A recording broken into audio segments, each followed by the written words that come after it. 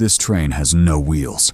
It floats 10 centimeters above the track, held in place by nothing but magnetic force, and it travels at 603 kilometers per hour. That is faster than most commercial aircraft during takeoff. Japan has been building this train for over 50 years. The price tag has now crossed $82 billion, and 90% of the entire route runs not above ground, but straight through the heart of a mountain range. This is the Chuo Shinkansen, the fastest train ever built by human hands. And the story of how Japan is drilling it through the Southern Alps is one of the most extraordinary engineering challenges happening on Earth right now. In the next 12 minutes, you'll see exactly how this machine works, the physics that make it possible, the tunnel that almost killed the entire project, and the single governor of a small Japanese prefecture who single-handedly stopped the world's most expensive railway for over 4 years.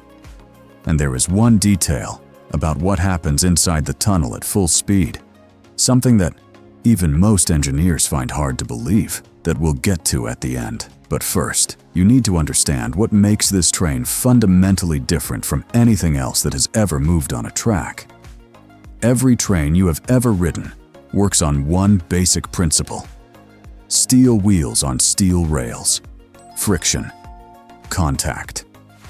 The wheel pushes against the rail pushes back, and the train moves. That principle has a speed limit. At around 350 kilometers per hour, wheel on rail starts to break down. Vibrations increase, energy losses spike. The track begins to degrade faster than it can be maintained. Japan's bullet trains, the Shinkansen, already run at 320 kilometers per hour. They are the most punctual, safest high-speed rail system on Earth. And by the late 1960s, Japanese engineers were already asking the question, what comes after this? The answer was superconducting magnetic levitation. Here's how it works. Inside the train, superconducting magnets are cooled to minus 269 degrees Celsius. That is colder than the surface of Pluto. At that temperature, the magnets lose all electrical resistance entirely. They become, in a physical sense. The guideway, the U-shaped concrete track the train runs in, is lined with coils of wire. When the superconducting magnets on the train move through those coils, they induce electrical currents. Those currents generate magnetic fields. Those fields push the train up 10 centimeters off the surface and forward. There are no wheels doing this. There is no engine turning a shaft. The track itself becomes the motor. The coils energize in sequence. Pull, push, pull, push, and the train accelerates, as if an invisible hand is reaching along the guideway, drawing it forward. Remove the friction. Remove the contact. And suddenly, 603 kilometers per hour is not just possible. It is the natural result. On April 21, 2015, JR Central's L0 series Maglev set the world record for the fastest manned rail vehicle in history, 603 kilometers per hour, on a 42-kilometer test track in Yamanashi Prefecture.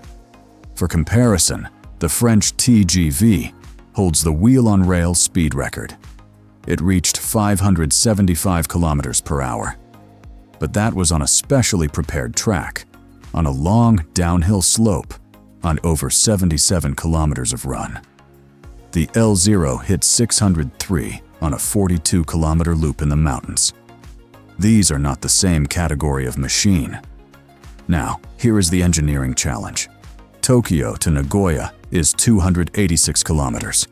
Between them, the Southern Alps, one of the most geologically complex mountain ranges in Japan. Major fault lines, fractured rock, serpentinite, a material that expands under pressure and can physically crush tunnel structures from the outside. And the route goes through all of it. 90% of the entire 286-kilometer line will be in tunnels. That is 256 kilometers underground, including a 25-kilometer stretch directly beneath the Southern Alps, at depths of up to 1,400 meters below the surface. 1,400 meters. That is deeper than the deepest mine in Japan. Deeper than the height of 4 Empire State Buildings stacked on top of each other. And engineers need to bore a tunnel large enough for a train running at 500 kilometers per hour to pass through it safely. Here is what that means for the air inside the tunnel. When a 500 kilometer per hour train enters a confined tunnel, it compresses the air in front of it like a piston. That compressed air has nowhere to go. It builds. It races ahead of the train. And at the far end of the tunnel, it exits as a sonic boom. A literal sonic boom. From a train. In Japan's original Shinkansen tunnels, this was already a problem at 300 kilometers per hour. Engineers had to widen tunnel entrances into trumpet shapes to give the air somewhere to expand. They had to install pressure relief shafts.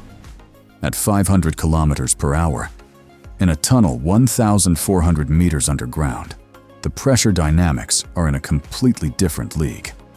The Chuo Shinkansen's tunnel cross-sections had to be engineered specifically to manage airflow at speeds that no tunnel in history has ever experienced, and that is before you deal with the geology. The Southern Alps sit on the junction of 2 major tectonic lines, the Central Structural Line and the Itoi-Gawa-Shizuoka tectonic line.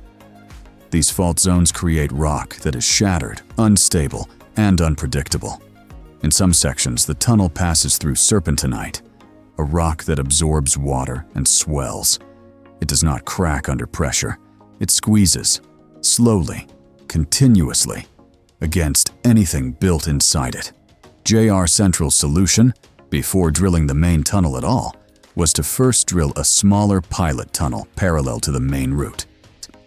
Geologists go in first. They sample the rock. They map the fault lines. They identify where the serpentinite zones are. Only then does the main tunnel boring machine follow. This pilot tunnel, once the train is running, becomes an emergency evacuation route. If a maglev breaks down inside the Southern Alps, 1,400 meters underground, 500 kilometers per hour when it stopped, passengers evacuate through the pilot tunnel on foot or by vehicle to the nearest emergency access point. It took 50 years of research, $60 billion of construction, and one of the most complex tunneling operations in human history to make that scenario possible. And then, a governor blocked it. Shizuoka Prefecture sits directly in the path of the Southern Alps tunnel. Beneath it flows the Oi River, the source of fresh water for 620,000 people downstream. And the governor of Shizuoka, for over 4 years, refused to grant construction permits. His argument: drilling through the Southern Alps would lower the water table. The Oi River would lose flow. The tea farms that produce 36% of all tea grown in Japan would dry out. JR Central argued their data showed the impact would be minimal. The governor said the data was not enough. For 4 years, between 2020 and 2024, the most expensive railway project on Earth sat at a standstill. Not because of engineering failure, not because the technology didn't work, because one elected official in one small prefecture refused to sign a piece of paper. The project's original opening date was 2027. It is now 2035 at the earliest. The cost has risen from an original estimate of $52 billion to over $82 billion. The increase alone, $30 billion, is more than most countries spend on their entire national rail networks.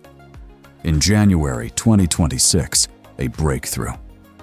The new governor of Shizuoka signed an agreement with JR Central. In exchange for compensation covering any reduction in the Oi River's water flow, construction could finally begin in the Shizuoka section. The tunnel is back on. So here is the detail I mentioned at the beginning, the one that engineers themselves find extraordinary. At 500 kilometers per hour inside a tunnel, The Maglev is not just fighting air pressure, it is creating its own weather system. The compressed air wave ahead of the train and the low pressure zone behind it interact with the tunnel walls to generate temperature fluctuations, pressure cycles, and airflow patterns that behave more like the inside of a wind tunnel than a railway passage. Passengers inside the sealed, pressurized cabin feel none of this, but the tunnel structure experiences it on every single run. The concrete walls of the Southern Alps tunnel have been engineered to absorb those pressure cycles for 120 years of continuous operation. The equivalent of a small airliner's fuselage pressure changes, happening in a stone tube 1,400 meters underground, hundreds of times a day, for over a century. That is what Japan is building inside a mountain. So here is what we know. The Chuo Shinkansen will connect Tokyo and Nagoya in 40 minutes. Eventually, Tokyo and Osaka in 67. It will float at 500 kilometers per hour through 256 kilometers of tunnel, under mountains, through fault zones, past Serpentinite that tries to crush anything built inside it. It holds the world speed record at 603 kilometers per hour. It consumes 50% less energy per passenger than a commercial aircraft. And it has been under development in one form or another since 1962. The question nobody has answered yet. Japan spent 60 years and $82 billion building something that connects two cities in 40 minutes.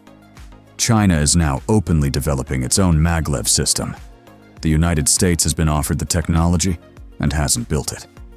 What does it mean for global transportation when one country owns the fastest ground vehicle ever built, and nobody else is close? We are covering that race next. Hit subscribe so you don't miss it, and drop in the comments. Do you think maglev will ever replace commercial aviation for short-haul flights? Or is this a technology that will always be too expensive to scale? I will see you in the next one.